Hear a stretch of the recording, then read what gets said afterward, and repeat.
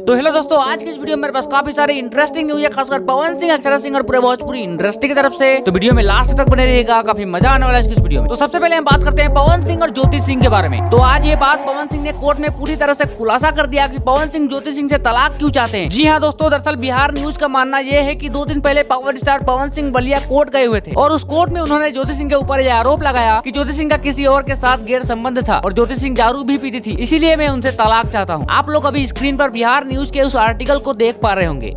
तो चलिए आगे बढ़ते हैं और अब बात करते हैं अक्षरा सिंह और पवन सिंह के बारे में। तो जैसे कि आप लोगों को ये बात पता होगा कि कुछ दिन पहले अक्षरा सिंह के पिताजी और पवन सिंह के बीच में एक बहुत बड़ा कंट्रोवर्सी हो गया था और उस कंट्रोवर्सी में अक्षरा सिंह ने अपने पिताजी के सपोर्ट में आकर पवन सिंह को बहुत कुछ बोल दिया था, जिसके बाद पवन सिंह के जितने भी यूट्यूबर्स थे सब लोग अक्षरा सिंह के खिलाफ वीडियो बनाने लगे और अब इसीलिए अक्षरा सिंह ने पवन सिंह के सभी यूट्यूबरों के ऊपर केस कर दिया है। और अब उन्हीं यूट्यूबरों में से एक जाने माने यूट्यूबर शुभम सिंह राजपूत ने इसको लेकर क्या कहा है, आप लोग इस वीडियो में एक छोटा सा क्लिप देख सकते हो।